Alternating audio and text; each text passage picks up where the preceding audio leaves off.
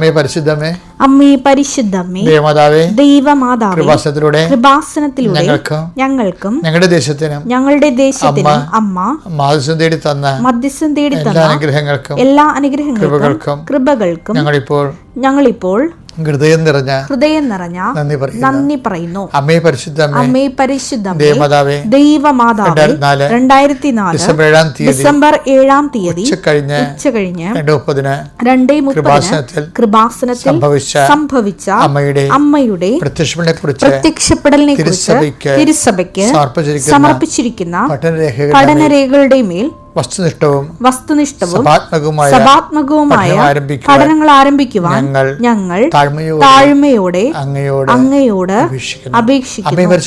അമ്മേ പരിശുദ്ധമേ, ഭൂസ്വർലോകങ്ങളുടെ രാജ്ഞിയായ അങ്ങേക്ക് ഭൗമ സംരക്ഷണത്തിനായി പ്രപഞ്ച പ്രകൃതിയെ തന്നെ തിരുസഭ പ്രതിഷ്ഠിക്കുവാൻ ഈ പ്രത്യക്ഷീകരണം വഴി ഇടയാക്കണമേ. പരിശുദ്ധമ്മേ, ജപമാല മാതാവേ, സകല കൃപാസനം പ്രാർത്ഥനകളോടും ചേർത്ത് ഞങ്ങളിപ്പോൾ പ്രാർത്ഥിക്കുന്ന ഈ കുടുംബത്തിന്റെ പ്രത്യേക നിയോഗം പരമക്കളെ, അമ്മയുടെ പ്രത്യക്ഷീകരണത്തിന്റെ ഈ അനുഗ്രഹവേളയിൽ ഞങ്ങൾക്ക് സാധിച്ചു തരുവാൻ കനിയണമേ. വിശ്വാസ പ്രമാണം. സർവശക്തനായ പിതാവും ആകാശത്തിന്റെയും ഭൂമിയുടെയും സൃഷ്ടാവുമായ ദൈവത്തിൽ ഞാൻ വിശ്വസിക്കുന്നു.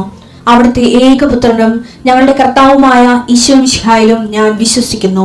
ഈ പുത്രൻ പരിശുദ്ധാത്മാവിനാൽ ഗർഭസ്ഥനായി കന്യകാമറിയത്തിൽ നിന്ന് പിറന്ന് പൊന്തിയോസ് പീലാത്തോസിന്റെ കാലത്ത് പീഡകൾ സഹിച്ച് കുരിശിൽ തറയ്ക്കപ്പെട്ട് മരിച്ച് അടക്കപ്പെട്ട് പാതാളങ്ങളിൽ ഇറങ്ങി മരിച്ചവരുടെ ഇടയിൽ നിന്ന് 3-ാം നാൾ ഉയർത്ത് സ്വർഗത്തിലേക്ക് എഴുന്നള്ളി സർവശക്തിയുള്ള പിതാവായ ദൈവത്തിന്റെ വലതുഭാഗത്തിരിക്കുന്നു. അവിടെ നിന്ന് ജീവിക്കുന്നവരെയും മരിച്ചവരെയും വിധിക്കുവാൻ വരുമെന്നും ഞാൻ വിശ്വസിക്കുന്നു. പരിശുദ്ധാത്മാവിലും ഞാൻ വിശ്വസിക്കുന്നു. വിശുദ്ധ കത്തോലിക്കാ സഭയിലും പുണ്യവാന്മാരുടെ ഐക്യത്തിലും പാപങ്ങളുടെ മോചനത്തിലും ശരീരത്തിന്റെ ഉയർപ്പിലും നിത്യമായ ജീവിതത്തിലും ഞാൻ വിശ്വസിക്കുന്നു. ആമേൻ. സ്വർഗ്ഗസ്ഥനായ ഞങ്ങളുടെ പിതാവേ, അങ്ങയുടെ നാമം പൂജിതമാകണമേ. അങ്ങയുടെ രാജ്യം വരണമേ. അങ്ങയുടെ തിരുമനസ് സ്വർഗത്തിലെ പോലെ ഭൂമിയിലും ആകണമേ. അന്നു വേണ്ടുന്ന ആഹാരം ഇന്ന് ഞങ്ങൾക്ക് തരണമേ. ഞങ്ങളോട് തെറ്റ് ചെയ്യുന്നവരോട് ഞങ്ങൾ ക്ഷമിക്കുന്നത് പോലെ ഞങ്ങളുടെ തെറ്റുകൾ ഞങ്ങളോടും ക്ഷമിക്കണമേ. ഞങ്ങളെ പ്രലോഭനത്തിൽ ഉൾപ്പെടുത്തരുതേ, തിന്മയിൽ ഞങ്ങൾ രക്ഷിക്കണമേ. ആമേൻ. കർത്താവ് അങ്ങയുടെ കൂടെ സ്ത്രീകളിൽ അങ്ങ് അനുഗ്രഹിക്കപ്പെട്ടവളാകുന്നു. അങ്ങയുടെ ഉദരത്തിൻ ഫലമായി ഈശോ അനുഗ്രഹിക്കപ്പെട്ടവനാകുന്നു. പരിശുദ്ധ മറിയമേ, തമ്പുരാന്റെ അമ്മേ, പാപികളായ ഞങ്ങൾക്ക് വേണ്ടി ഇപ്പോഴും ഞങ്ങളുടെ മരണസമയത്തും തമ്പുരാനോട് അപേക്ഷിക്കണമേ. ആമേൻ. എൻ്റെ പ്രിയപ്പെട്ടവരെ, കർത്താവ് നിങ്ങളെ ആശീർവദിക്കട്ടെ. എൻ്റെ അമ്മ പരിശുദ്ധ ദേവമാതാവിൻ്റെ മാധ്യസ്ഥ ഞാൻ പ്രാർത്ഥിക്കുന്നു. 39 കൊല്ലം ഞാൻ അർപ്പിച്ച കുർബാനയുടെ യുഗതയാൽ കൃപാസാൽത്താര ജീവനോടെ പ്രത്യക്ഷപ്പെട്ട പരിശുദ്ധമ്മയുടെ മാധ്യസ്ഥതയിൽ അൽത്താരെ നടന്ന 10,000-കണക്കിന് ആരാധനയുടെ ശക്തിയാൽ ഞാൻ നിങ്ങളെ ജീവിതത്തെ ആശീർവദിക്കുന്നു. നിങ്ങൾ പരിശുദ്ധാത്മ നിറയടയാകട്ടെ. വിശുദ്ധ വാരത്തിലേക്ക് നമ്മൾ ഒരുമിച്ച് പ്രവേശിക്കുകയാണ്. കർത്താവിൻ്റെ ദിവ്യസ്നേഹത്തിൻ്റെ ആഘോഷങ്ങളിലേക്ക് അനുതാപപൂർവ്വം പ്രവേശിക്കുകയാണ് നമ്മൾ. ആത്മാവേ, പരിശുദ്ധാത്മാവേ, അങ്ങയുടെ കർത്താവിൻ്റെ പീഡാനുഭവത്തിൻ്റെ ആഴവും വീതിയും നീളവും മനസ്സിലാക്കുന്ന ദിവസങ്ങളായി മാറാൻ ഞങ്ങൾ ഈ ആഴ്ചയിൽ പ്രാർത്ഥിക്കുന്ന പ്രാർത്ഥനകൾ, വായിക്കുന്ന ദൈവവചനങ്ങൾ, കേൾക്കുന്ന ധ്യാന പ്രസംഗങ്ങൾ എല്ലാവരിലൂടെയും കർത്താവേ അങ്ങയുടെ മക്കളോട് നീ സംസാരിക്കണമേ. ആകെ പൊടി പിടിച്ച് പുകഞ്ഞു നിൽക്കുന്ന ഒരു പ്രകൃതിയിലേക്ക് പുത്തൻ മഴ വീഴുമ്പോൾ ഉണ്ടാകുന്ന പ്രകൃതിയുടെ ഒരു പ്രസരിപ്പ് ഉണ്ടല്ലോ കർത്താവേ, അതുപോലെ വിശുദ്ധവാരം ഞങ്ങളെ പുതുതാക്കുകയും പൂർണ്ണതയിലെത്തിക്കുകയും ചെയ്യട്ടെ. എൻ്റെ കർത്താവിൻ്റെ ഉന്നതമായ നാമത്തിൽ നിന്നെ ആശീർവദിക്കുന്നു. നിൻ്റെ ഇന്നത്തെ നിയോഗങ്ങളെ കർത്താവിൻ്റെ നാമത്തിൽ ആശീർവദിക്കുന്നു. നിൻ്റെ സംസാരങ്ങളെ, അപേക്ഷകളെ, നീ ഒപ്പിടുന്ന വിഷയങ്ങളെ, നിൻ്റെ റിസൾട്ടുകളെ, വരാൻ പോകുന്ന പരീക്ഷാ റിസൾട്ടുകളെ ആശീർവദിക്കുന്നു. നിന്നെ ഉത്കണ്ഠപ്പെടുത്തുന്ന എന്താണോ, നിന്നെ ആശങ്കപ്പെടുന്ന വിഷയങ്ങൾ, നീ കാത്തിരിക്കുന്ന സങ്കടങ്ങൾ, ഇന്ന വിഷയത്തിനും ഇന്ന തീയതികളും ചിലപ്പോൾ നിനക്ക് സങ്കടത്തിൻ്റെ ഓർമ്മകളാണ് തരണത്. അപ്പം അങ്ങനെ സംഭവിക്കാതിരിക്കാൻ ടെസ്റ്റുകൾ ഇനി പോകുന്നവരുണ്ട്. ശരീരത്തിൻ്റെ രോഗത്തിന് ടെസ്റ്റിന് പോകുന്നവരുണ്ട്. ടെസ്റ്റിൻ്റെ റിസൾട്ട് ഇന്ന് പ്രതീക്ഷിക്കുന്നവരുണ്ട്. എൻ്റെ കർത്താവേ, അങ്ങയുടെ മക്കൾ അങ്ങയുടെ നാമത്തിൽ ഞാൻ പ്രാർത്ഥിക്കുന്നു. ആരെങ്കിലും ബ്ലഡ് ടെസ്റ്റിന് കൊടുത്തിട്ടുണ്ടെങ്കിൽ, ബയോപ്സിക്ക് കൊടുത്തിട്ടുണ്ടെങ്കിൽ ആ ടെസ്റ്റുകളെല്ലാം കർത്താവ് സന്തോഷപരമായി മാറാൻ ഇടയാക്കണമെന്ന് പ്രാർത്ഥിക്കുന്നു. എൻ്റെ കർത്താവിൻ്റെ ഉന്നതമായ നാമത്തെ ഉറക്കമില്ലാത്തവരെ സംബന്ധിച്ച് പ്രാർത്ഥിക്കുന്നു. പ്രഷറുകാരെയും ഷുഗർ ഷൂട്ടപ്പ് ചെയ്തിട്ട് കൺട്രോളില്ലാതെ പോകുന്നവരെ സംബന്ധിച്ച് പ്രാർത്ഥിക്കുന്നു. കിഡ്നി രോഗികളെ സംബന്ധിച്ച് പ്രാർത്ഥിക്കുന്നു. കരരോഗികളെ സംബന്ധിച്ച് പ്രാർത്ഥിക്കുന്നു. നടുവലിൻ്റെയും ഡിസ്കിൻ്റെയും വേദന കൊണ്ട് പിൻകഴുത്തിൽ എല്ല് ഉന്തിയിരിക്കുന്നവരെ സമർപ്പിച്ച് പ്രാർത്ഥിക്കുന്നു. കണ്ണിന് കാഴ്ച കുറവുള്ളവരെ സംബന്ധിച്ച് പ്രാർത്ഥിക്കുന്നു. മൂക്കിന് ദശ വളരുന്നവരെയും കർണത്തിൽ ഒലിപ്പുള്ളവരെയും സംബന്ധിച്ച് പ്രാർത്ഥിക്കുന്നു. വായിൽ കേടുള്ളവരെ സംബന്ധിച്ച് പ്രാർത്ഥിക്കുന്നു. ഉച്ചമുറുള്ളം കാലുവരെ കർത്താവിൻ്റെ രക്തം പടരട്ടെ. എൻ്റെ കർത്താവിൻ്റെ ഉന്നതമായ നാമത്തിൽ സഭയുടെ അധികാരത്തിൽ കുരിശിൻ്റെ അടയാളത്തിൽ ദൈവശക്തിയാൽ നീ ഇന്ന് അനുഗ്രഹിക്കപ്പെടുകയും നീ ഈ ദിവസം നിനക്ക് അനുഗ്രഹമാവുകയും ചെയ്യട്ടെ. എൻ്റെ പ്രിയപ്പെട്ടവരെ, മനുഷ്യൻ്റെ കരബലം ഇല്ലാഞ്ഞിട്ടല്ല, പിതാവിൻ്റെ ഇഷ്ടപ്രകാരമാണ് ഞാൻ എന്നെ തന്നെ നിങ്ങൾക്ക് സമർപ്പിക്കണമെന്ന്. അതാണ് ജനക്കൂട്ടത്തിൻ്റെ അകമ്പടിയോടുകൂടിയാണ് പീഡാസഹനത്തിന് വേണ്ടി വരണത്. ആ ഒരു യുദ്ധമാണ് ശരിക്കും. യുദ്ധം ആരംഭിക്കുക എന്ന അർത്ഥം. യുദ്ധം ആരംഭിക്കുന്ന മുമ്പ് അതിനെക്കുറിച്ച് പറയുന്നുണ്ട്. ശത്രുവിനെ ഐഡൻറ്റിഫൈ ചെയ്യുന്നുണ്ട്. ജെറുസലേം പ്രവാചകന്മാരെ കൊല്ലുകയും നിന്നിലേക്ക് അയക്കുന്നവരെ കല്ലെറുകയും ചെയ്യുന്നവളെ, പിട്ടക്കോഴി തൻ്റെ കുഞ്ഞിനെ അതിൻ്റെ ചിറകിൻ്റെ കീഴിൽ ഒതുക്കുന്ന പോലെ എത്ര കാലം ഞാൻ നിന്നെ സംരക്ഷിക്കാൻ വേണ്ടി ആഗ്രഹിച്ചു. നിന്നെ രക്ഷിക്കാൻ വന്ന് എന്നെ പുറന്തള്ളുമ്പോൾ ഇപ്സോഫത്ത് ബൈ നോ മീൻസ് നീ നിന്നെ തന്നെ പുറന്തള്ളണത്. അതുകൊണ്ടാണ് നിൻ്റെ സന്ദർശന സമയം നീ അറിഞ്ഞില്ലെന്ന് പറയുന്നത്. ക്രിസ്തുവിനെ അറിയുക എന്ന് വെച്ച് കഴിഞ്ഞാൽ ക്രിസ്തു നമ്മുടെ ജീവിതത്തിൽ സന്ദർശിക്കുന്ന സമയത്തെ അറിയുന്നതിന് അർത്ഥം. ലൂക്ക 19:43-44. ശത്രുക്കൾ നിനക്ക് ചുറ്റും പാളയമടിച്ച് നിന്നെ വളയുകയും എല്ലാ ഭാഗത്തും നിന്ന് നിന്നെ ഞെരുക്കുകയും ചെയ്യുന്ന ദിവസങ്ങൾ വരും. നിന്നെയും നിന്റെ മക്കളെയും നശിപ്പിക്കുകയും നിന്നിൽ കല്ലിന്മേൽ കല്ല് ശേഷിപ്പിക്കാതിരിക്കുകയും ചെയ്യും. എന്തെന്നാൽ നിന്റെ സന്ദർശന ദിനം നീ അറിഞ്ഞില്ല. ഇപ്പം ക്രിസ്തു എന്ന് പറയുമ്പോൾ നമ്മുടെ ജീവിതത്തിലേക്ക് വരുമ്പോൾ ആ വരവ് ഒരു സഹനത്തിൻ്റെ സാഹചര്യവും ഒരു സഹനത്തിൻ്റെ ഒരു സുഗന്ധം വരും. എന്ന് വെച്ച് കഴിഞ്ഞാൽ നമുക്ക് സംഭവിച്ചുകൊണ്ടിരിക്കുന്ന കാര്യങ്ങളൊക്കെ പന്തിയില്ലാത്ത കാര്യങ്ങളായിരിക്കും. പക്ഷേ നല്ല ബോധമുള്ളവൻ കർത്താവിൻ്റെ അനന്തമായ സാധ്യതയാണ് എൻ്റെ ജീവിതത്തിൽ ബലം പ്രാപിക്കാൻ പോകുന്നതെന്ന് വിചാരിച്ചുകൊണ്ട് സങ്കടങ്ങൾ, ക്രിസ്തുവിൻ്റെ സന്ദർശനങ്ങൾ പലപ്പോഴും നമ്മുടെ സങ്കട സമയത്തായിരിക്കും. പലരും ക്രിസ്തുവിനെ തിരിച്ചറിയുന്നത് സങ്കടം കൊണ്ടല്ലേ, സന്തോഷം കൊണ്ടാണ്. സന്തോഷം കൊണ്ട് ക്രിസ്തുവിനെ തിരിച്ചറിഞ്ഞാൽ ആരെങ്കിലും ഇന്നുവരെ ഞാൻ കണ്ടിട്ടില്ലേ. എല്ലാവരും ക്രിസ്തുവിനെ തിരിച്ചറിഞ്ഞിരിക്കുന്നത് സങ്കടം കൊണ്ടാണ്, സങ്കടകാലത്താണ്. ഈ സങ്കടകാലം തന്നെയാണ് ഈ 1944 പറയുന്ന സന്ദർശനകാലം. സന്ദർശനകാലം തന്നെയാണ് സാധ്യതാകാലം. സാധ്യതകാലം എന്ന് പറയുന്നതാണ് ക്രിസ്തു ആകുന്ന അനന്തമായ സാധ്യതയെ നമ്മൾ അനുഭവിക്കുന്ന കാലം, ക്രിസ്തു അനുഭവിക്കുന്ന കാലം. അപ്പം സങ്കടകാലമാണ് സന്ദർശനകാലം, സന്ദർശനകാലമാണ് അതായത് സാധ്യതാകാലം. അപ്പോൾ സങ്കടം വരുമ്പോൾ ഒരു സാധ്യത വന്നു, ക്രിസ്തുവിനെ അറിയാനുള്ള ഒരു സാധ്യത വന്നു എന്ന് പറഞ്ഞുകൊണ്ട് തന്നെ നീ അതിൽ സമർപ്പണം ഉണ്ടാകണം. അപ്പം സങ്കടകാലം, സന്ദർശനകാലം, സന്ദർശനകാലം, സാധ്യതകാലം, സാധ്യതകാലം, സമർപ്പണകാലം. എൻ്റെ പേര് അനു. ഞാനൊരു നേഴ്സാണ്. ഞാൻ പുല്ലുവഴി ഇടവകാംഗമാണ്, പെരുമ്പാവൂരിൽ നിന്നാണ്. ഞാൻ ഓഗസ്റ്റ് 4, 2021 മുതൽ OET ട്രൈ ചെയ്യുന്ന ഒരു വ്യക്തിയാണ്. ഞാൻ ആദ്യമായി ഓൺലൈനിലാണ് OET പഠിക്കുന്നത്. അപ്പോൾ അതൊരു നന്നായി 7 മാസത്തോളം ഞാൻ പഠിച്ചിട്ടാണ് ഞാൻ ആ ഒരു എക്സാം അറ്റംപ്റ്റ് ചെയ്യുന്നത്. അത് ഞാൻ ഫെബ്രുവരി 5, 2022 ഞാൻ ആ എക്സാം അറ്റംപ്റ്റ് ചെയ്തത്. ആ എക്സാമിൻ്റെ റിസൾട്ട് സാധാരണ എല്ലാ പ്രാർത്ഥനകളും നമ്മൾ ചൊല്ലുന്നത് പോലെ എല്ലാ പ്രാർത്ഥനകളുമൊക്കെ ഞാൻ ചൊല്ലുന്നുണ്ടായിരുന്നു. എന്നിട്ട് എക്സാമിൻ്റെ റിസൾട്ട് വന്ന സമയത്ത് ഞാൻ ആഗ്രഹിച്ച സ്കോർ, അതായത് ഒരിടത്തേക്കും ഒരു കൺട്രിയിലേക്കുമുള്ള സ്കോർ എനിക്ക് ലഭിച്ചില്ല. രണ്ടാമത് വീണ്ടും ഞാൻ ഓഫ്ലൈൻ പോയി എക്സാം പഠിക്കുവാനായി ചെന്നു. അപ്പോൾ 2 മാസത്തെ കോഴ്സ് അറ്റൻഡ് ചെയ്തിട്ട് ഞാൻ നന്നായിട്ട് പ്രാർത്ഥിച്ചൊരുങ്ങി എക്സാം അറ്റൻഡ് ചെയ്തു. അപ്പോഴും എനിക്ക് വെറും മാൾട്ട സ്കോർ മാത്രമാണ് എനിക്ക് ലഭിച്ചത്. ഞാൻ ആഗ്രഹിച്ചത് UK സ്കോറാണ്, എനിക്കത് ലഭിച്ചില്ല. പിന്നീട് ഞാനിങ്ങനെ കൃപാസനത്തിൽ ഉടമ്പടി എടുക്കണമെന്നിങ്ങനെ ഞാൻ ആഗ്രഹിക്കുന്നുണ്ടായിരുന്നു, പക്ഷേ എനിക്ക് വരാൻ സാധിച്ചില്ല. അപ്പോൾ രണ്ടാമത്തെ എക്സാം അറ്റൻഡ് ചെയ്ത് കഴിഞ്ഞപ്പോൾ ഞാൻ പഠിച്ച ഇൻസ്റ്റിറ്റ്യൂട്ടിൽ തന്നെ എന്നെ OET ട്രെയിനറായിട്ട് തിരഞ്ഞെടുത്തു. അപ്പോൾ അവിടെ ചെന്ന് കഴിഞ്ഞപ്പോൾ എൻ്റെ കൂടെ വർക്ക് ചെയ്യുന്ന ഒരു സ്റ്റാഫ്, അവളുടെ പേര് മീനു എന്നാണ്. അപ്പോൾ ആ കുട്ടി എൻ്റെ അടുത്ത് പറഞ്ഞു, ചേച്ചി ഒന്ന് പോയി ഉടമ്പടി എടുക്ക്. അപ്പോൾ ഞാൻ അവളുടെ അടുത്ത് പറഞ്ഞു, എനിക്ക് ആഗ്രഹമുണ്ട്, പക്ഷേ എനിക്ക് അതിനെപ്പറ്റി ഒന്നും അറിയില്ല. അപ്പോൾ അവൾ എനിക്ക് പത്രം തരുമായിരുന്നു എല്ലാ മാസവും. അപ്പോൾ ആ പത്രം ഞാൻ കാര്യമായിട്ട് വായിക്കത്തൊന്നുമില്ലായിരുന്നു. ഇടയ്ക്കിടയ്ക്ക് ചെറിയ സമയം കിട്ടുമ്പോൾ 2-3 സാക്ഷ്യം വായിച്ചാലായി, ഇല്ല. അങ്ങനെയാണ് ഞാൻ ഉടമ്പടി പത്രത്തെ ആദ്യം സമീപിച്ചത്.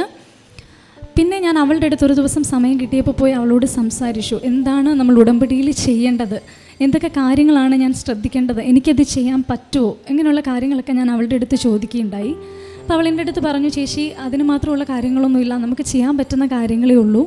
അപ്പോൾ അവൾ അതിനെപ്പറ്റി എനിക്ക് മുഴുവനായിട്ടും പറഞ്ഞു തന്നു. അന്ന് ഞാൻ പോയി ഉടമ്പടി പത്രം വായിച്ചു. അപ്പോൾ ഞാനിങ്ങനെ വീട്ടിൽ സംസാരിക്കുകയുണ്ടായി, ഞാനതിന് പോവാണ് എന്ന് പറഞ്ഞു. പൂർണ്ണസമ്മതത്തോടെ അവരെന്നെ പറഞ്ഞയച്ചു. ഞാൻ പിറ്റേ ദിവസം ഞാൻ പെർമിഷൻ വാങ്ങിച്ച് ഉടമ്പടി എടുക്കാൻ വേണ്ടി ഞാൻ വരികയുണ്ടായി. അപ്പം അന്ന് വന്നത് ഞാനൊരു മുസ്ലിം സമുദായത്തിൽപ്പെട്ട ആലപ്പുഴയിലുള്ള എൻ്റെ ഒരു ഫ്രണ്ട് വഴിയാണ് ഞാനിവിടെ വരുന്നത്. അവളാണ് എന്നെ ഇവിടെ കൊണ്ടുവരുന്നതും എനിക്കിങ്ങനെ ഇവിടുത്തെ കാര്യങ്ങളൊക്കെ ഓരോന്ന് പറഞ്ഞു തരുന്നത് ചെയ്തത്. അപ്പോൾ അവൾ ത്രൂ ഔട്ട് ഞാൻ എൻ്റെ ഉടമ്പടി പ്രദക്ഷിണം കംപ്ലീറ്റ് ചെയ്യുന്നത് വരെ അവളിവിടെ എന്നോടൊപ്പം ഉണ്ടായിരുന്നു. അപ്പോൾ ഞാൻ ഉടമ്പടി എടുത്തു, ഉടമ്പടി പറഞ്ഞ കാര്യങ്ങളെല്ലാം ശ്രദ്ധിച്ചു. എന്നിട്ട് ഞാൻ എക്സാമിന് ഡേറ്റ് എടുത്തു.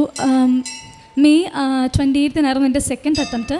തേർഡ് അറ്റംപ്റ്റ് ഞാൻ August 6 ഞാൻ ഉടമ്പടി എടുത്തതിന് ശേഷം ഞാൻ എക്സാം എഴുതി. അപ്പം ഈ ഉടമ്പടി എടുത്തു കഴിഞ്ഞ് എക്സാം ഡേറ്റിന് നമുക്ക് മെയിൽ വരും, നമുക്ക് ജോസഫസിനെ കാണാനുള്ള ഒരു അവസരമുണ്ട്. സോ ആ അവസരത്തിന് ഞാൻ അച്ഛനെ വന്ന് കാണുകയുണ്ടായി. അപ്പോൾ അച്ഛൻ എൻ്റെ അടുത്ത് ചോദിച്ചു, ഏത് മൊഡ്യൂളാണ് നിനക്ക് ബുദ്ധിമുട്ട്. അപ്പോൾ ഞാൻ അച്ഛൻ്റെ അടുത്ത് പറഞ്ഞു, അച്ഛാ എനിക്ക് റീഡിങ് ലിസണിങ് ബുദ്ധിമുട്ടാണ്, പക്ഷേ എങ്കിലും എനിക്ക് ലിസണിങ്ങിന് എപ്പോഴും സ്കോർ ക്യാച്ച് ചെയ്യാൻ പറ്റുമായിരുന്നു, പക്ഷേ എനിക്ക് റീഡിങ്ങിന് ഭയങ്കര ഒരു പേടിയായിരുന്നു. അപ്പോൾ ഞാൻ പ്രാർത്ഥിച്ച സമയങ്ങളിലൊക്കെ ഞാൻ റീഡിംഗ് ആണ് എനിക്ക് ബുദ്ധിമുട്ട് എന്ന് പറഞ്ഞ് ഞാൻ റീഡിങ്ങിന് വേണ്ടി തന്നെ പ്രാർത്ഥിക്കുമായിരുന്നു, വിശ്വാസ പ്രമാണം ചൊല്ലാനൊക്കെ പറഞ്ഞപ്പോൾ. പിന്നെ റീഡിങ്ങിന് കൂടുതൽ കോൺസെൻട്രേറ്റ് ചെയ്യാൻ തുടങ്ങി. എന്നാലും മറ്റു മൊഡ്യൂൾസ് വിടൊന്നുമില്ല, എങ്കിലും ഞാൻ റീഡിങ്ങിന് വേണ്ടി പ്രത്യേകം മാതാവിനോട് പ്രാർത്ഥിക്കാൻ തുടങ്ങി. എങ്കിലും ആ ഉടമ്പടിയിൽ എനിക്ക് കുറച്ച് വീഴ്ചകൾ വന്നിട്ടുണ്ട്. അതിൻ്റെ ഫസ്റ്റ് ഉടമ്പടി ആയിരുന്നു. അതിലെനിക്ക് ചൊവ്വാഴ്ചത്തെ ധ്യാനങ്ങളിൽ കറക്റ്റായിട്ട് പങ്കെടുക്കാൻ പറ്റിയിട്ടില്ല. അതായത് അടുത്ത ചൊവ്വാഴ്ചയ്ക്ക് മുന്നിൽ ആ ധ്യാനം ഞാൻ കംപ്ലീറ്റ് ചെയ്യില്ലായിരുന്നു. ഒരു മാസം 4 ധ്യാനം ഉണ്ടെങ്കിൽ അതിലൊരു 2 ധ്യാനം മാത്രമേ ഞാൻ കംപ്ലീറ്റ് ചെയ്തിട്ടുണ്ടായിരുന്നുള്ളൂ. പിന്നെ പത്രം കൊടുക്കുന്നതിനെ സംബന്ധിച്ച് പത്രം കൊടുക്കാൻ എനിക്കൊരു ഭയമായിരുന്നു. ആൾക്കാരുടെ അടുത്ത് ഞാൻ എങ്ങനെ കൊണ്ട് പത്രം കൊടുക്കും, അവരതിനെ വാങ്ങുമോ, വാങ്ങിയില്ലെങ്കിൽ എനിക്കതൊരു ബുദ്ധിമുട്ടാണല്ലോ, അപ്പം ഞാൻ എങ്ങനെയാണ് പത്രം കൊടുക്കുക, അപ്പം അങ്ങനെയുള്ള ബുദ്ധിമുട്ട് എനിക്കുണ്ടായിരുന്നു. പിന്നെ ഞാൻ ഒരു തവണയാണ് രോഗീയ സന്ദർശനത്തിന് പോയത്. ഞാൻ വർക്ക് ചെയ്യുന്ന അവിടെ തന്നെ അടുത്തുള്ള ഒരു സ്ഥലത്ത് തന്നെയാണ് പോയത്. അപ്പോഴും എനിക്ക് പേടിയായിരുന്നു, സിസ്റ്റർമാർ കയറ്റി വിടുവോ, ഇപ്പോഴത്തെ കാലത്ത് എന്താവും, അവരെങ്ങനെ പറയും, എന്തായിരിക്കും അവരുടെയൊക്കെ റെസ്പോൺസ് എന്നായിരുന്നു. പക്ഷേ ഞാൻ ഫസ്റ്റ് രോഗി സന്ദർശനത്തിന് പോയപ്പം എൻ്റെ ഒരു അപ്പച്ചൻ എൻ്റെ അടുത്ത് കുറേ സംസാരിച്ചു, കയ്യിൽ പിടിച്ച് കുറേ കരഞ്ഞ് കുറേ വിഷമങ്ങളൊക്കെ പറഞ്ഞ് സംസാരിച്ചു. അപ്പോൾ എനിക്ക് ഇത് വലിയ പ്രശ്നമുള്ള കാര്യങ്ങളൊന്നും അല്ല, ഇത് എല്ലാവർക്കും ചെയ്യാൻ പറ്റുന്നൊരു കാര്യമാണ്. അതുപോലെ തന്നെ നമുക്ക് അവരുടെ ഒരു വിഷമങ്ങളെ കേൾക്കാൻ പറ്റും എന്നുള്ളത് എനിക്ക് മനസ്സിലായി. പിന്നെ എനിക്ക് ആ രോഗി സന്ദർശനത്തിനോടുള്ള ഭയം മാറി. അത് കഴിഞ്ഞ് പിന്നെ ഞാൻ എൻ്റെ തേർഡ് അറ്റംപ്റ്റിൻ്റെ എൻ്റെ റിസൾട്ട് വന്നപ്പം എനിക്ക് റീഡിങ് റൈറ്റിംഗ് സ്പീക്കിംഗ് കിട്ടി, ലിസണിങ് കിട്ടിയില്ല. അപ്പോൾ എനിക്ക് ഭയങ്കര വിഷമമായി.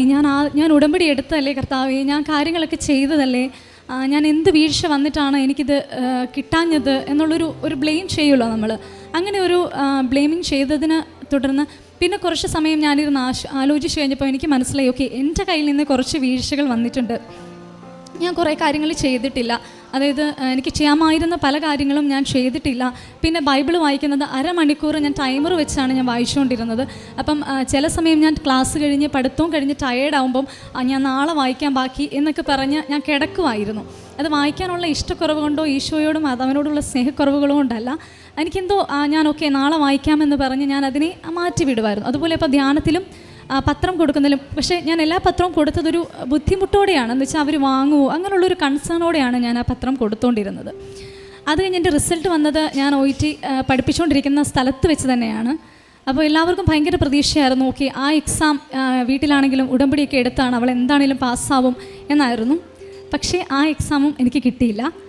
ഞാൻ പ്രാർത്ഥിച്ചത് റീഡിങ്ങിന് വേണ്ടി ആയതുകൊണ്ട് അറിയില്ല, കർത്താവ് ഏറ്റവും കൂടുതൽ വിഷമിച്ചത് അതിനായതുകൊണ്ടാണാവാം. റീഡിങ്ങും റൈറ്റിങ്ങും സ്പീക്കിങ്ങും കിട്ടി, ലിസണിങ് കിട്ടിയില്ല. സോ അന്ന് എനിക്ക് ഒത്തിരി വിഷമം വന്നു. എങ്കിൽ പോലും ഞാൻ ഉച്ച കഴിഞ്ഞ് ലീവ് എടുത്ത് ഞാൻ റൂമിൽ ചെന്നതിന് ശേഷം അപ്പം തന്നെ എൻ്റെ മനസ്സിൽ ഭയങ്കര ഒരു പ്രത്യാശയായിരുന്നു. നീ ഡേറ്റ് എടുക്ക്, അന്ന് തന്നെ ഡേറ്റ് എടുക്ക് എന്ന് എൻ്റെ മനസ്സിൽ പറഞ്ഞു. ഞാനപ്പോൾ വീട്ടിൽ വിളിച്ചൊരു 5 മിനിറ്റ് ഞാനൊന്ന് വിഷമിച്ചു. ഒപ്പം തന്നെ ഞാൻ ആ ഒരു 2 സെക്കൻഡിന് ശേഷം വീട്ടിൽ വിളിച്ച് 2 സെക്കൻഡിന് ശേഷം ഞാൻ അടുത്ത ഡേറ്റ് എടുത്തു. അതായത് അടുത്ത മാസം ഞാൻ ഡേറ്റ് എടുത്തു. സെപ്റ്റംബർ 24 ഞാൻ എൻ്റെ 4th അറ്റംപ്റ്റ് OETക്ക് വേണ്ടി ഞാൻ ഡേറ്റ് എടുത്തു. ഡേറ്റ് എടുത്തിട്ട് ഞാൻ വീട്ടിൽ ഒരു അവധിക്ക് വന്നിട്ട് ഞാൻ വീട്ടിൽ എൻ്റെ അടുത്ത് പറഞ്ഞു എൻ്റെ കൂടെ കൃപാസനത്തിൽ വരണം. അപ്പോൾ എൻ്റെ മമ്മിയും എൻ്റെ ചേച്ചിയും ഞാനും കൂടെ കൃപാസനത്തിൽ വന്നു. ഞാൻ വന്നിട്ട് ഞാൻ അതിനോടുള്ളൊരു അപ്രോച്ച് അങ്ങ് മാറ്റി, ഉടമ്പടിയോടുള്ളൊരു അപ്രോച്ച് ഞാൻ മാറ്റി. എന്ന് വെച്ചാൽ പത്രം ഞാൻ 5 കെട്ട് പത്രം ഞാൻ ഇവിടുന്ന് വാങ്ങിയിട്ട് പോയി. ആ വാങ്ങിയത് വെറുതെ 5 കെട്ട് എനിക്ക് കൊടുത്ത് തീർക്കണമെന്നുള്ള ആഗ്രഹത്തോടെയല്ല, ഞാൻ പ്രാർത്ഥനയോടെ 5 കെട്ട് പത്രം വാങ്ങി എനിക്ക് കൊടുക്കാൻ പറ്റും എന്നുള്ളൊരു വിശ്വാസം എനിക്കുണ്ടായിരുന്നു. ബൈബിൾ വായന അത് ഞാൻ നിർബന്ധമാക്കി. എന്തൊക്കെ തിരക്കുകളുണ്ടായാലും ഞാൻ ബൈബിൾ വായിക്കാതെ ഉറങ്ങില്ല എന്നുള്ളൊരു തീരുമാനം ഞാൻ എടുത്തു. പിന്നെ രോഗി സന്ദർശനത്തിൻ്റെ കാര്യം, സെപ്റ്റംബർ 24 എൻ്റെ എക്സാം ആയിരുന്നു. അതിൽ ഞാൻ ഓരോ ആഴ്ചകളിലും 2 ആഴ്ച ഞാൻ മണർകാടുള്ള ഒരു ഹോസ്പിറ്റലിൽ ഞാനും എൻ്റെ സുഹൃത്തും കൂടെ പോയി രോഗി സന്ദർശനം ചെയ്തു. 23-ാം തീയതി സെപ്റ്റംബർ 23 എൻ്റെ എക്സാമിന് വലിയ കാര്യമായിട്ട് ഞാൻ 1 മാസം ലീവ് എടുത്തിരുന്നു. പക്ഷേ ഞാൻ അതിന് മാത്രം ഹാർഡ് വർക്ക് ചെയ്ത് പഠിച്ചിട്ടൊന്നുമില്ല. കാരണം ഹാർഡ് വർക്ക് ചെയ്ത് പഠിച്ച 2 സമയത്തും എനിക്ക് റിസൾട്ട് കിട്ടിയില്ല. അപ്പോൾ ഒപ്പം പ്രാർത്ഥിക്കുന്നുണ്ടായിരുന്നു, പക്ഷേ ഞാൻ ഉടമ്പടി എടുത്തിട്ടില്ലായിരുന്നു. അപ്പോൾ ഞാൻ 23 അന്ന് ഞാനൊരു വൃദ്ധസദനത്തിൽ പോയി കുറേ നേരം സ്പെൻഡ് ചെയ്തു. എനിക്കൊരു ടെൻഷനും ഇല്ലായിരുന്നു എക്സാമിന്. അപ്പോൾ ഞാനിങ്ങനെ വീട്ടിൽ പറയും, ഇതെൻ്റെ 1ാമത്തെ അറ്റംപ്റ്റ് ഒന്നും അല്ലല്ലോ, എനിക്ക് ടെൻഷനില്ല, മാതാവ് നോക്കിക്കോളും എന്ന്. അപ്പോൾ ആ ഒരു സമയത്ത് ഞാനൊരു റൈറ്റിങ്ങിൻ്റെ ക്ലാസ് ഓൺലൈൻ എടുക്കുന്നുണ്ടായിരുന്നു. അതായത് എനിക്ക് റൈറ്റിംഗ് കറക്ഷൻ വേണം എന്ന് പറഞ്ഞ് റൈറ്റിങ്ങിൽ ക്ലാസ് എടുക്കുന്നുണ്ടായിരുന്നു. അപ്പം ആ ക്ലാസ്സിൽ ഒരു മേഡം എൻ്റെ അടുത്ത് പറഞ്ഞു, ക്വസ്റ്റ്യൻ പേപ്പർ ലീക്കായി, ക്വസ്റ്റ്യൻ വേണമെന്നുണ്ടെങ്കിൽ പറ എന്ന് എൻ്റെ അടുത്ത് പറഞ്ഞു. ഒരു 2 സെക്കൻഡ് ഞാൻ ഒത്തിരി വിഷമിച്ചു. കർത്താവ്, ഇങ്ങനെ ക്വസ്റ്റ്യൻ പേപ്പറൊക്കെ ലീക്കായി കഴിഞ്ഞാൽ എങ്ങനെയാണ് പഠിക്കുന്ന ആൾക്കാർ എന്ത് ചെയ്യും? അപ്പം ഒത്തിരി സ്കോർ കിട്ടിക്കഴിഞ്ഞാൽ ബാക്കിയുള്ളവരുടെ സോർട്ട് ഔട്ട് മാർക്ക് വെക്കുമല്ലോ എന്നൊക്കെ ഓർത്ത് ഞാൻ വിഷമിച്ചു. അപ്പോൾ തന്നെ ഞാൻ എൻ്റെ വീട്ടിൽ പറഞ്ഞു, ഇങ്ങനെ പറഞ്ഞു എന്ന് പറഞ്ഞു. ഒരു 2 മിനിറ്റ് വിഷമിച്ചപ്പോൾ എൻ്റെ വീട്ടിലെ സഹോദരിയും മമ്മിയും ഒപ്പം ഞാനും തന്നെ തീരുമാനിച്ചു, അമ്മ മാതാവിന് ഞാൻ ഈ കാര്യം ഏൽപ്പിച്ചതാണ്. പിന്നെ ഞാൻ ക്വസ്റ്റ്യൻ പേപ്പർ എടുത്ത് ഒരു എക്സാം എഴുതിയിട്ടുള്ള പാസ്സാവിച്ച എനിക്ക് വേണ്ട. അപ്പോൾ തന്നെ ഞാൻ ആ വ്യക്തി, എന്നെ സമീപിച്ച വ്യക്തിയുടെ അടുത്ത് ഞാൻ പറഞ്ഞു, എനിക്ക് ക്വസ്റ്റ്യൻ പേപ്പർ വേണ്ട എന്ന് ഞാൻ പറഞ്ഞു. അത് കഴിഞ്ഞ് പിന്നെ അതിനെപ്പറ്റി അവർ എൻ്റെ അടുത്ത് സംസാരിച്ചില്ല. പിന്നെ ഞാൻ ഒത്തിരി വിഷമിച്ച് മാതാവിൻ്റെ അടുത്ത് കത്തെഴുതുന്ന സാക്ഷ്യത്തെപ്പറ്റി ഞാനിവിടെ യൂട്യൂബിൽ കേൾക്കുന്നുണ്ടായിരുന്നു. ഞാൻ ഇന്നും പിന്നെ ധ്യാനങ്ങൾ മുടക്കാതെ കൂടാൻ തുടങ്ങി. ബൈബിൾ വായന കറക്റ്റാക്കി. എനിക്ക് ചെയ്യാൻ പറ്റുന്ന കാരുണ്യപ്രവൃത്തികൾ ഞാൻ ചെയ്യാൻ തുടങ്ങി. ജപമാല രാവിലെയും വൈകിട്ടും ഞാൻ ചൊല്ലാൻ തുടങ്ങി. എല്ലാ കാര്യങ്ങളും മുടക്കം വരുത്താതെ ഞാൻ ചെയ്തു തുടങ്ങി. അപ്പോൾ എനിക്ക് ഭയങ്കര പ്രത്യാശയായിരുന്നു, ഓക്കെ, എനിക്ക് എന്താണെങ്കിലും ഇത്രയൊക്കെ ഞാൻ ചെയ്യുന്നതുകൊണ്ട് മാതാവ് ഒരിക്കലും എന്നെ കൈവിടത്തില്ല എന്ന്. അതുപോലെ തന്നെ ഒരു ദിവസം സാക്ഷ്യം കേട്ടപ്പോൾ ഞാൻ കേൾക്കുകയുണ്ടായി, ഒരു ചേച്ചി കത്തെഴുതി വെച്ചു, പരാതികളെല്ലാം കൂടി ഒരു കത്തായിട്ട് മാതാവിന് എഴുതി എന്നുള്ളത്. അപ്പോൾ പഠിച്ച് വിഷമം കയറുമ്പോൾ ഞാൻ എന്തെങ്കിലുമൊക്കെ സാക്ഷ്യം, അതായത് ഓരോ മൊഡ്യൂൾ ചെയ്യുമ്പോഴും ഞാൻ ഒരു സാക്ഷ്യം, അതൊരു 5-10 മിനിറ്റിൻ്റെ ഒരു സാക്ഷ്യം ഞാൻ കേട്ടിട്ട് ഞാനൊരു ദിവസം ഞാനും ഒന്ന് കത്തെഴുതി നോക്കാം എന്ന് പറഞ്ഞ് ഞാൻ മാതാവിന് കത്തെഴുതി. ഞാൻ പഠിക്കുന്ന ഒരു ബുക്കിൽ തന്നെ ഞാൻ എഴുതി വെച്ചു. എൻ്റെ വിഷമങ്ങളെല്ലാം ഞാൻ മാതാവിൻ്റെ അടുത്ത് ഒരു കത്തായിട്ട് എഴുതി വെച്ചു.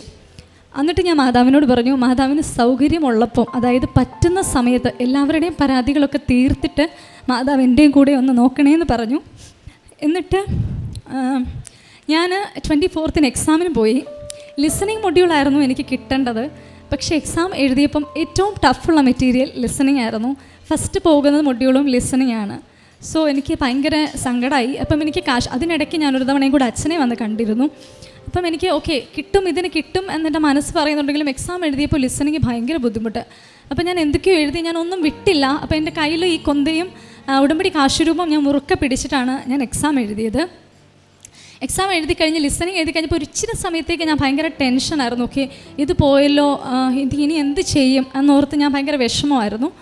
അത് കഴിഞ്ഞ് പിന്നെ എനിക്ക് എവിടുന്നോ ഭയങ്കരമായിട്ട് ധൈര്യമൊക്കെ വന്നു. ഞാൻ എല്ലാം ചുമ്മാ പോയി ഭയങ്കര ലാഘവത്തോടെ എല്ലാം പോയി അറ്റംപ്റ്റ് ചെയ്തപ്പം ഞാൻ എൻ്റെ സഹോദരി കൂടെയാണ് എക്സാം സെൻറ്ററിലേക്ക് പോകുന്നത്. അപ്പം ഞാൻ ഉപ്പ് കൊണ്ടുപോയി അത് ആരും ചവിട്ടാത്ത ഒരു സ്ഥലത്ത്, അതും ഞാനൊരു സാക്ഷ്യത്തിൽ കേട്ടതാണ്, ഒരു മരത്തിൻ്റെ സൈഡിലായിട്ട് ഞാൻ കൊണ്ടിട്ടിട്ട് ഞാൻ പറഞ്ഞു ഇതെൻ്റെ 4ാമത്തെ സെൻറ്ററാണ്, ഇനി ഒരു സെൻറ്ററിൽ കൂടെ ഞാൻ പോയി OIT എഴുതാൻ എനിക്കിടയാവരുത് എന്ന് പറഞ്ഞ് ഞാൻ പ്രാർത്ഥിച്ചിട്ടാണ് ഞാൻ സെൻറ്ററിലേക്ക് കയറിയത്.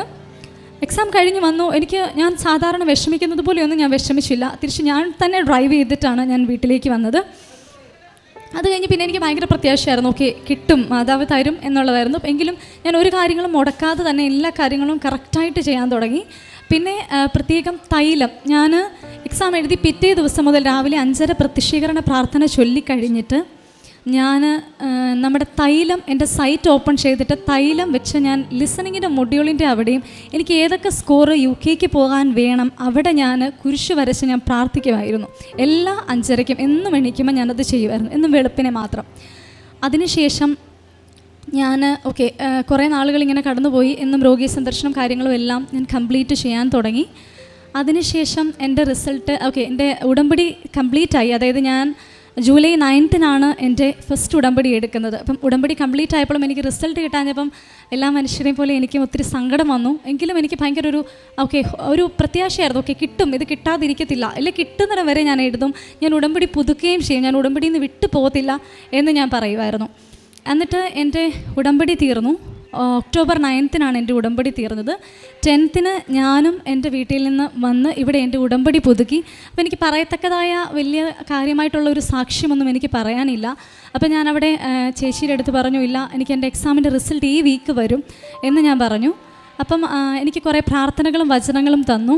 പിറ്റേ ദിവസം എൻ്റെ എക്സാം റിസൾട്ട് വരുന്നത്, അതായത് ഈ ചൊവ്വാഴ്ച എക്സാം റിസൾട്ട് പബ്ലിഷായെന്ന് ഞാൻ വേറൊരു കൊച്ചിന് കറക്ഷൻ കൊടുത്തുകൊണ്ടിരിക്കുന്ന സമയത്താണ് ഞാൻ അറിഞ്ഞത്. ഭയങ്കര ടെൻഷനായിരുന്നു എനിക്ക്, നോക്കണോ വേണ്ടയോ, ഇപ്പം നോക്കണോ. കാരണം കഴിഞ്ഞ തവണ ഞാൻ നോക്കിയത് ഒരു ഇൻസ്റ്റിറ്റ്യൂട്ടിൽ എൻ്റെ സ്റ്റുഡൻസിൻ്റെ മുന്നേ വെച്ച് ഞാൻ വേദനിക്കുന്നത് കണ്ടതാണ്.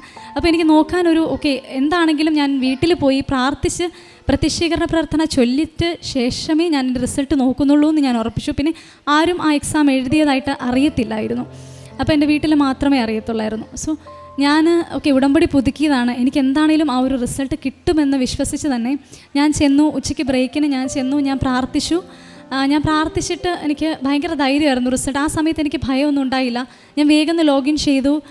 റിസൾട്ട് നോക്കിയപ്പോൾ ഞാൻ 350 മാർക്കിന് വേണ്ടി മാത്രമാണ് ഞാൻ മാതാവിനോട് പ്രാർത്ഥിച്ചത്. കാരണം ഒരു മാർക്ക് പോലും ഞാൻ കൂടുതൽ അർഹിക്കുന്നുമില്ല, എനിക്ക് കൂടുതൽ വേണ്ടതാനും അന്ന് തന്നെ പറഞ്ഞാണ് ഞാൻ പ്രാർത്ഥിച്ചുകൊണ്ടിരുന്നത്. അപ്പച്ചൻ എപ്പോഴും പറയുമല്ലോ, നമ്മുടെ മെറിറ്റ് കൊണ്ടല്ല നമ്മുടെ ഗ്രേസ് കൊണ്ടാണ് നമുക്കെപ്പോഴും മാർക്ക് കിട്ടുന്നത് എന്നുള്ളത്. അത് സത്യമാണ്. കാരണം ഞാൻ ഫസ്റ്റ് അറ്റംപ്റ്റും സെക്കൻഡ് അറ്റംപ്റ്റും നന്നായിട്ട് ഹാർഡ് വർക്ക് ചെയ്ത് തന്നെയാണ് പഠിച്ചത്.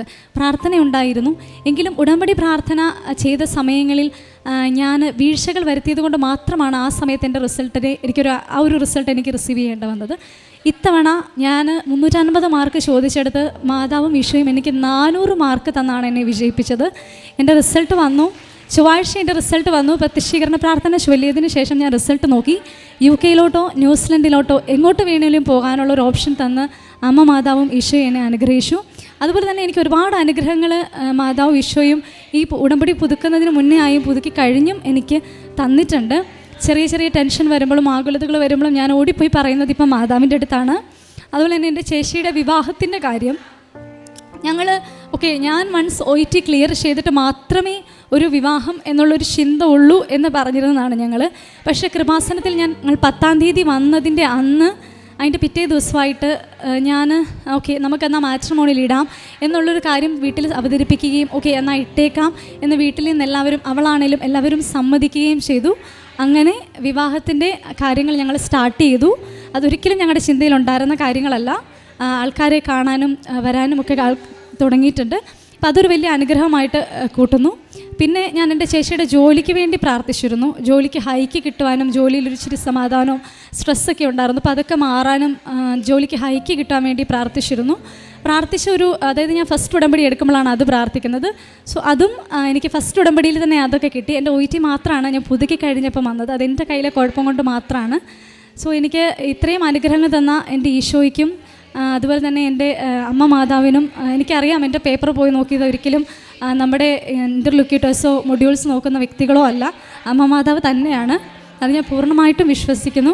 അതുപോലെ ഇതുപോലെ എഴുതുന്ന എക്സാമിന് വേണ്ടി പ്രാർത്ഥിക്കുന്നവരും എല്ലാ ആവശ്യങ്ങൾക്ക് വേണ്ടി ഉടമ്പടിയിൽ വെച്ച് പ്രാർത്ഥിക്കുന്ന എല്ലാവരുമായിട്ട് ഞാൻ പറയുകയാണ്, നമ്മുടെ മെറിറ്റ് കൊണ്ട് നമുക്കൊന്നും ചെയ്യാൻ പറ്റില്ല. പക്ഷെ നമ്മുടെ ഗ്രേസ് കൊണ്ട്, നമ്മൾ ചെയ്യുന്ന കാരുണ്യ പ്രവൃത്തികൾ കൊണ്ടും നമ്മൾ ചെയ്യുന്ന ഈ പ്രേക്ഷിത പ്രവർത്തനങ്ങൾ കൊണ്ടും ഉറപ്പായിട്ടും നമുക്കൊരു നല്ലൊരു റിസൾട്ട് കിട്ടും. കാരണം അതിനുള്ളൊരു സാക്ഷിയാണ് ഞാൻ.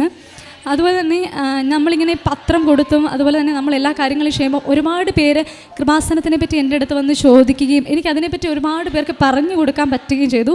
അത് വലിയൊരു അനുഗ്രഹമായിട്ട് ഞാൻ കൂട്ടുന്നു. സോ എനിക്ക് വേണ്ടി എൻ്റെ പ്രോസസ്സിങ് ഞാൻ സ്റ്റാർട്ട് ചെയ്യാൻ പോവാണ് UK-ക്കുള്ളത്.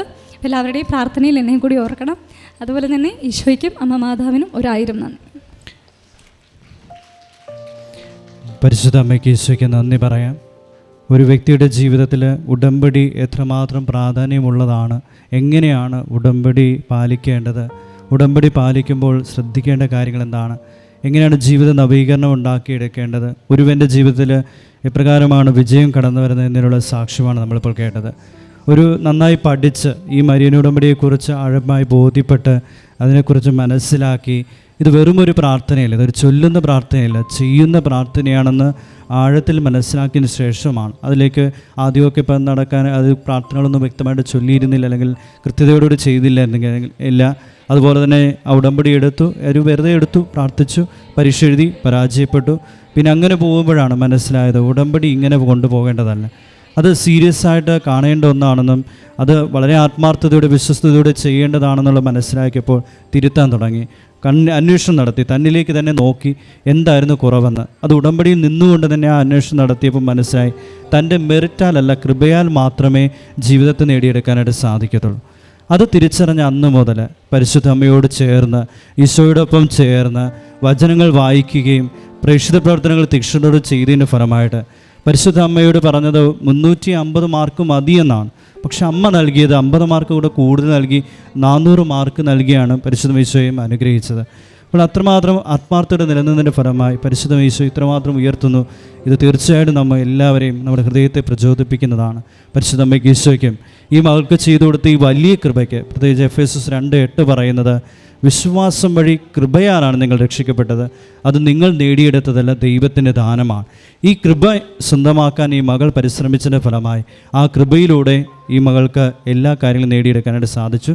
പരിശുദ്ധ അമ്മയ്ക്ക് ഈശോയ്ക്കും കോടാനുകോടി നന്ദി പറഞ്ഞുകൊണ്ട് തൃത്വിക ദൈവത്തെ മഹത്വപ്പെടുത്തി കരമടിച്ച് അവിടുത്തെ ആരാധിക്കാം. ഈശോയെ നന്ദി, ഈശോ ആരാധന, ഈശോയെ മഹത്വം.